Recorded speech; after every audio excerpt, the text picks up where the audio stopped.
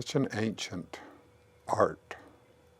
It is. How far back do you think it goes? I actually should know the answer to that off the top of my head, and I want to say 3000 BC, maybe. In Egypt, they found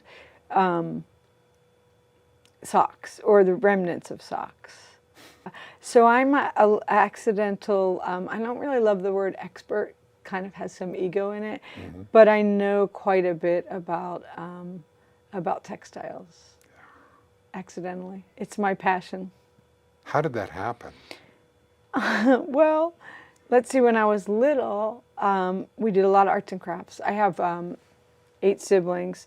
I have this vague memory of once telling my mother, like, thank you for all the arts and crafts. And I feel like her answer, I'm totally paraphrasing here, but it was something like, I didn't, less like, I didn't do it so much to inspire creativity, but more so that you all would leave me alone for an hour. So, I wouldn't kill you or whatever. And I took to crafting at a very, very young age. I started knitting in 1986 and I quit after my first scarf. I'd had a trauma. My sister was teaching me to knit, one of my sisters, to help me calm down.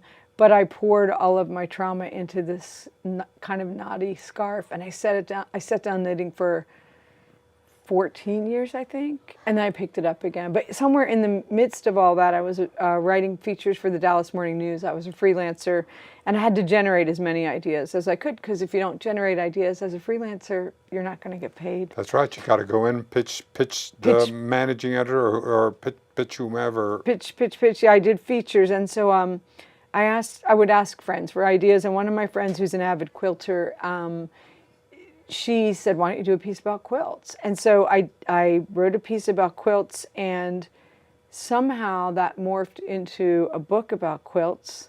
And then that morphed into the beginnings of a documentary, which I never finished. I have some of the footage somewhere. And then that morphed into a second book about quilts. And then that morphed into a gigantic book about quilts. It's kind of like a comprehensive history of quilts throughout, like the entire history of quilts.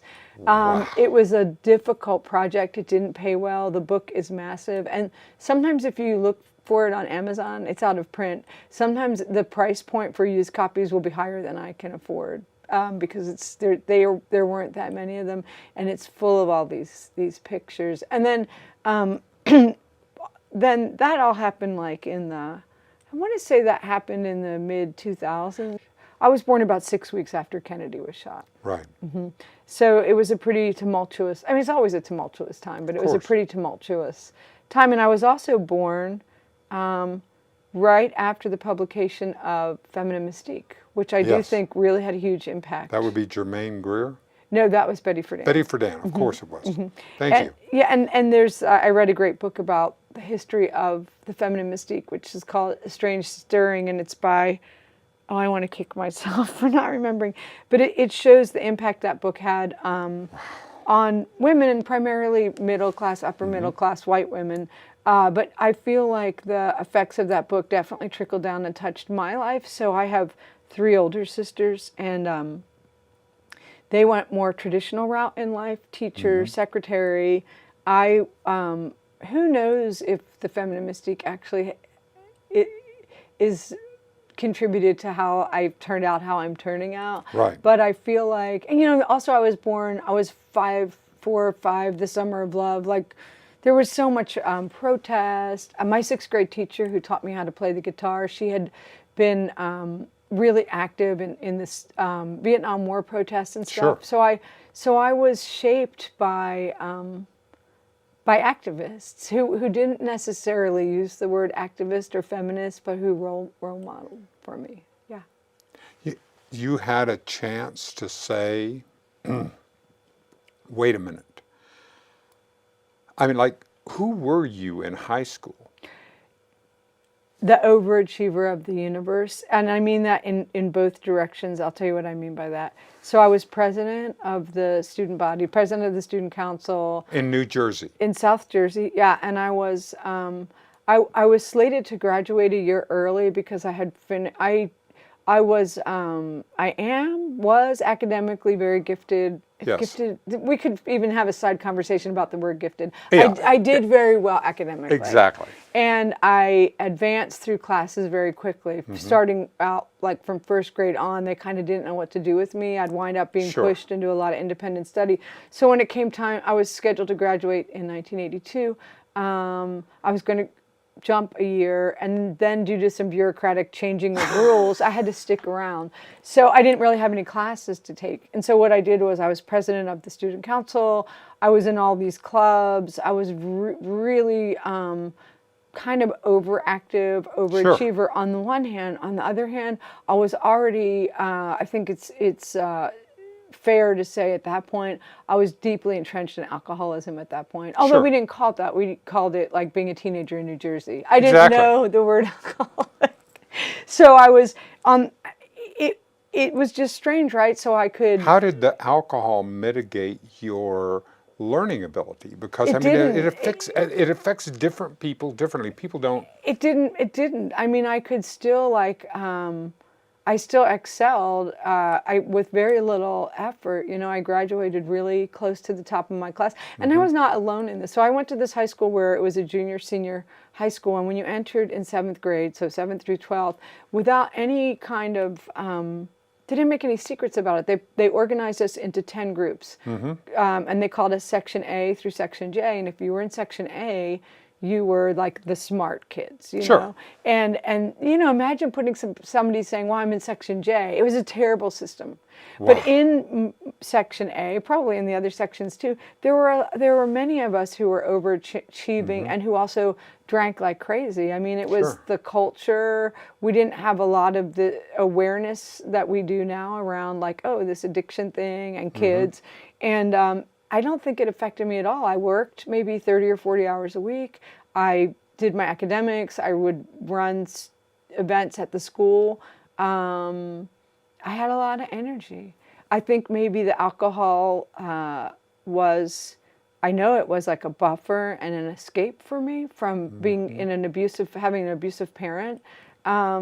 Yeah, it was, and maybe there's so many things I know now that I didn't know then, right? So I have post-traumatic stress disorder, and I Sure. feel like underneath of that umbrella is the depression and the anxiety. So I feel like the alcohol was partly social lubricant. I'm also an introvert. I know I'm all the things, but whatever. It was a social lubricant. It was also a self-medication, you know? Yeah. And you went out of there. Were you Spike then? Did you carry that? I will tell you this, and I don't often talk about my birth certificate name. Mostly the reason I don't talk about my birth certificate name, well, there's lots of reasons, but one is Sure. that I perform weddings. As I wear many hats, but I'll do? about half a dozen times a year, some guy, I'll call it the Holy Roller Uncle, will corner me at a wedding and demand to know my religious credentials, and your name isn't really Spike. And I'm just like, whatever. But I'll tell you this because it's a fun little anecdote. People will often say, like, what's your given name? Yeah.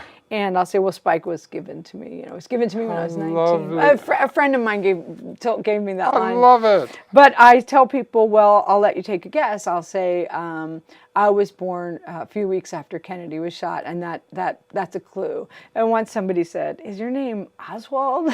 But it's not. It's Jacqueline. And Yeah. when I was in college, I was a punk rocker. I mean, I still am a punk rocker, but I had this punk rock haircut, and these frat boys were making fun of me and really rude. So I wrote this letter to the editor of the school paper, and at that point I had recently been given the nickname Spike by a dorm mate. Sure. And so I signed the article, Jacqueline Spike Gillespie, and that was it, like off and running. Oh, Yeah, God, off how and running. exciting. So that's been with me since I was maybe 19 years old. Thanks for all these questions. I feel so self-indulgent. I love telling the stories. I started writing very early. As soon as I could hold a pencil and knew the alphabet and learn how to shape words, I would write a lot. And I have another theory about my writing, which is this: in the house I grew up in, Yeah. we weren't allowed to speak. I mean that literally. We weren't allowed to speak when my father was in the house, and we were not allowed to have feelings or express feelings. I mean, obviously we had feelings, but you couldn't express those. And so I think now looking back that my first addiction probably was books. I was a constant reader. It's wonderful. It's such a beautiful escape. And I still read all the time. And I make, I don't feel, I'm not going to go to a recovery group for reading. Reading is my comfort. It's the thing I do. But writing also. So I started to write my first book when I was 10. I remember this. It was about a talking saxophone named Max. I didn't finish it. But from the early on, and I would win essay contests in like 5th grade. I'd win. I'd write like, firefighters are good or pollution is bad. And it's entirely possible I won because I may have been one of like the only entrants or something. And I'm not being self-deprecating. I'm saying I contextually I don't know the circumstances, but whatever the case, that was external validation, and it inspired me to keep going. So I wrote for the high school newspaper, and I wrote for a lot of the content in my senior yearbook. And then in college, when I wrote this angry letter to the editor, they said, we want to run this as a guest column, and we'd like to give you a job. And so that angry letter, my anger, anger can be anger is an energy. Johnny Rotten said that, yeah. So that's how it's been with me forever. Yeah. And so much of your writing is about your experience of life and your experience and your healing and your wholeness. So there is a therapeutic component? There is. And, I think some people, I'll let the defensive part of myself answer first. Please, would you call the committee to the committee's in session and allow the first, we shall recognize the defensive-ness. Thank you. I appreciate that. Well, there are definitely, everyone's going to have their critics, right? And I unfortunately, I do have the internal committee, but I know that my writing is not for everyone. And in one particular interview, maybe we'll talk about this later, but that was in the Texas Observer. It was just the writer eviscerated me. It was a complete character assassination, and he was so angry. Yeah. And years later, I met one of his ex-girlfriends at a party, and she told me that he had really serious mother issues, and that she really felt like this had informed his. I mean, it was so horrible. This was before the Texas Observer was online, and all my friends who saw it, they refused to give me copies, and I couldn't find a copy in the store. It was really, you can still find it online. Yeah. But so my writing is not for everybody, but I'll say this: I think first and foremost, it brings healing to my life. But I will say, I get a fair amount of reader mail that indicates to me, people will say things like, wow, I could never have said that myself in writing or out loud. I might lose my job or my kid or my marriage or my sanity. Yeah. I appreciate you saying that. And the way that I feel, the way I've tried to describe it sometimes is, sometimes I feel almost like I was born without a filter. People will say, you're so courageous, you're so brave. And I feel like, again, when I use the word gift, I use it carefully. I had someone get very angry at me once for that because he felt like I was saying that I am gifted and other people aren't. What I was trying to express to him was sometimes I feel like I'm channeling. I know that can sound corny, but I feel like this last book that I just wrote, and we can talk about that in a little bit, it feels like pure channeling. So it's not like I don't really feel brave and courageous necessarily. I feel like these things happen to me. I need to exercise them from me and hope. And if they serve other people, well, that's great. God. The evolution. One of the things that I want to talk about is how do we avoid, because the instant that I get into the comparative mode, I lose. I lose my peace of mind. I lose my spontaneity. Because the instant I'm in that comparative mode. So staying out of the comparative and saying that, okay, well, I have one job, and that's I am identically unique. And I have one job, and that is to be the absolute best manifestation of Dennis Tardon that I can possibly be. I cannot compare myself to Spike. I cannot compare myself to, I have to have that unique, so I use that as my. I love that. I'm going to carry that with me. Thank you. That's really powerful. That's really powerful. How can you talk about your evolution of, because before we get into because I want to get into the book and I want to get into the new projects and I want to get you doing, but I want to get some foundational stuff. How has this evolved in your own understanding of a power greater than you are? Because both of us have experienced time. We've been with friends in recovery and who choose to be anonymous and for years and years. And this evolution of a higher power, whatever that means, and how can you talk about that evolution in your life? I can, and I think I'm understanding the question clearly. I'll riff on it. We'll see how, well, Yeah. there is no wrong Yeah. answer. I was raised with Catholicism, and in my memory, in my version of the story, and I practice. I love versions. Well, I qualify it now because I do have 8 siblings, and if we were ever a study group, we all have. I mean, it's really fascinating, you know. Isn't it But though? yes, and so I was raised with Catholicism, and I like to say that my father had his own special brand. It's like there was, as if it weren't enough fire and brimstone. I would be told with regularity that I was going to hell and that God was punishing me. Now, despite this, I took to Catholicism like I was very serious about it from a very early age. I was the youngest lector at our church. I was maybe, I don't know, maybe 12 or 13. I would get up and read the Gospels. It's funny to even have that memory. I would go to Good Friday services on my own, which is not a holy day of obligation, but it's the 3 hours Sure. where Christ is dying on the cross. I have a really vivid memory once of I don't remember who came in first, me or my father, but this weird. I think part of my dedication was maybe he was so connected to his religion that I wanted to connect with him. Sure. And I wanted this bolt of lightning experience. Well, not only did I not get that, but to really fast forward the story, maybe the first time my father disowned me was probably around the time I ditched the Catholic Church. And that's a really painful and fed a lot of the anger that I had that maybe I didn't even know that I had. It's my identity's lost now, right? So I don't know what to do with myself. Sure. And then I would say, I guess maybe atheist, agnostic. I feel like they're one and the same. Yeah. And in college, and then somewhere along the way,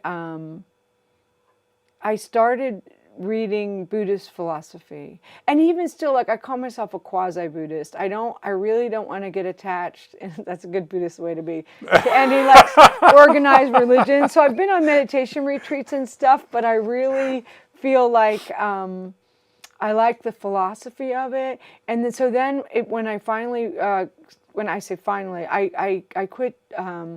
Well, I know in anonymous programs we don't specifically identify which ones we're in, but I will say that I stopped Sure. drinking in 2000 with a few single days out. Yeah. I didn't step into the rooms until the end of 2017. One big thing that kept me out, or that I told myself kept me out, was I knew the word God was going to be bandied about a lot. I had tiptoed into the rooms once or twice. Yeah. And to this day, when I'm chairing a meeting, or even if I'm only sharing, if it's a God-heavy meeting, much to the irritation of the more traditionally religious people in the room, I will always say, if you don't believe in God, and if you're a newcomer, and this is scaring you, Yeah. can we cuss in here? Yep.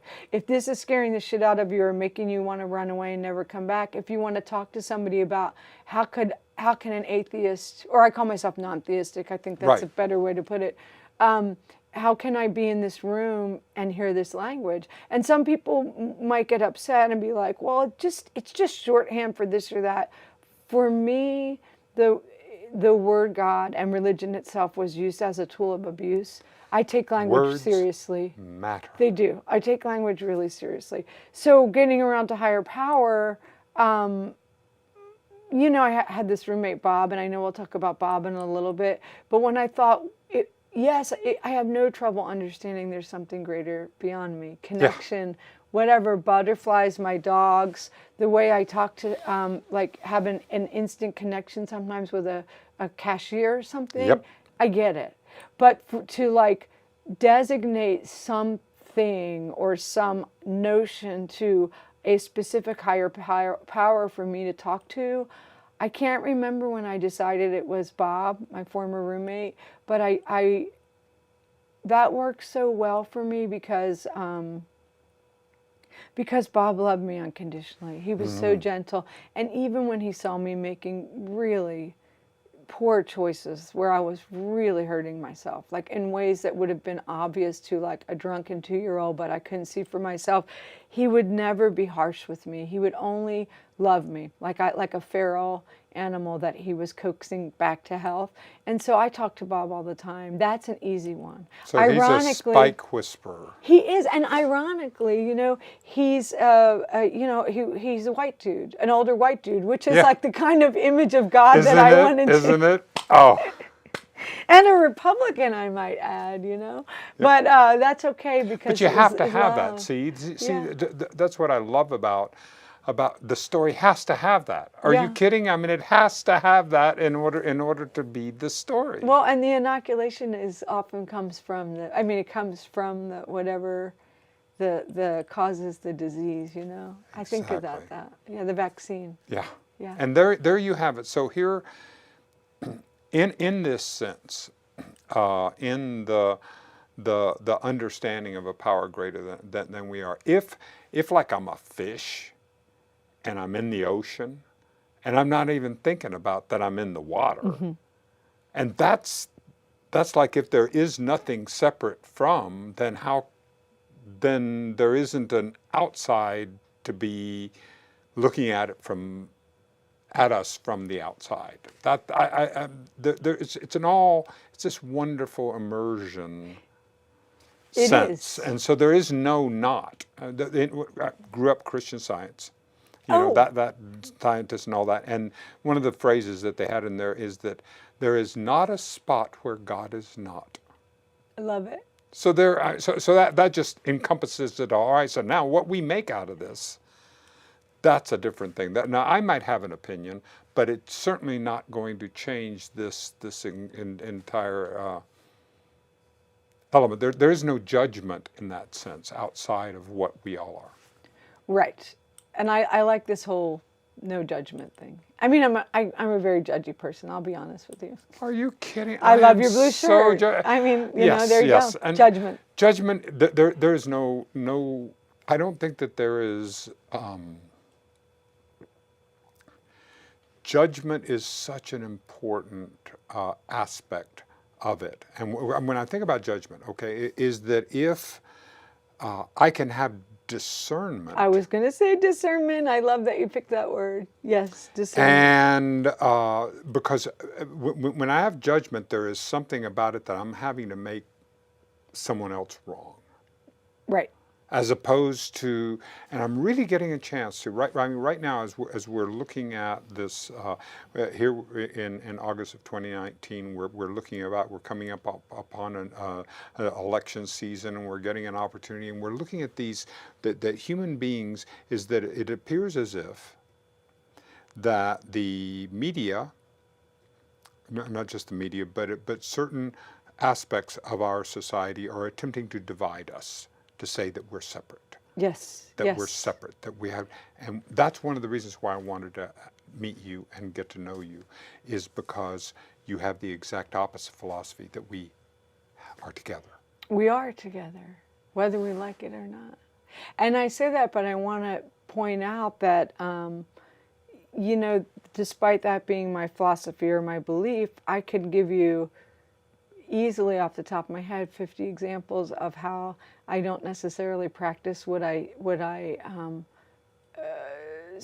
purport to believe in, like because it's hard to be a human on the planet, you know. So I want to own that part of it. Thank you. Yeah, I don't have it all figured out. I don't have any of it figured out. None of it. I Spike, and I love that because it is hard.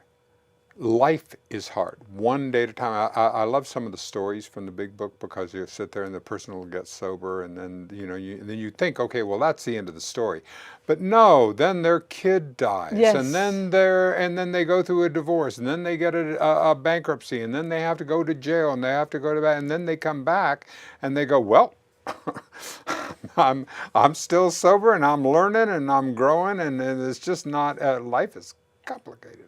Life is, and I love those parts of the stories too, because when I first got into the rooms, another thing that kept me out, well, I kept myself out. That would be the way I would say it now that I've been in for Yeah. not quite 2 years. But I didn't like the word powerless, because I didn't feel powerless. I put down the drink and stayed away from it for the better part of 17 years. Like, I like to always own those couple of day Sure. exceptions. That feels important. But when I finally got a sponsor, which took me a while, I was afraid of everything when I went in there, and I had emotionally bottomed out. That's what sent me in, and I was a wreck. I was fending off suicidal ideation on a regular basis. I write about it at length in the Tao of Bob. But anyway, when I did get a sponsor, and I was very fortunate, I chose an incredible sponsor, and she's still my sponsor. And she said, when I said the word powerless is like, it's too hard for me to deal with. I don't feel powerless. And she said, well, why don't you look at the other word in there, which is unmanageable? Well, I could really connect with unmanageable quickly. And since Yes. she was really gentle. I know some people have hard-ass sponsors, and she is very gentle and compassionate. And in helping me start that way, like instead of saying, this is why you have to understand the word powerless, she said, well, let's look at the other part of the sentence. And in that gentleness and compassion, slowly it opened up my eyes and my ears and my heart, that now I still don't always love the word powerless, but I can connect with Yeah. it more than I could initially. Yeah. I love the unmanageability, because the idea of unmanageable, it keeps me in the idea of manageable is results orientation. Mm-hmm. If I could just make this situation come out, this person, this come out in a certain way, then it's going to feed me or get me in something. But I'm powerless. People are unmanageable. They Events, sure are. footwork. Now that I can do. Right. Footwork is my job. Yeah. Results. Can't get attached. I mean, you can get attached. I get attached to results and outcome all the time, and that's a really big thing I'm working on right now. It's funny. I'm attached to the outcome of letting go of Exactly. the attached outcomes. There's some Absolutely, which is that mirror puzzling. effect, right? It is the Okay. mirror effect. Yeah, yeah. And that's where. So let's talk about the. You're a writer. You're being published in not just the Dallas Morning News, but you're being published around. And so, what is life like or you're thinking about that as part of your career path, your life path, the story of Spike? Well, actually, so in 2010, I always remember this. I remember things, like my timelines usually connect to an unfortunate relationship I was in, Yeah. or an international location A series where I of was. unfortunate relationships. Yeah, Well, there's a great title. Or it'll connect to like where I have a really incredible memory, which we don't have time to discuss, but I can remember like names and dates. I can tell you the middle name of the best friend of a guy I dated for like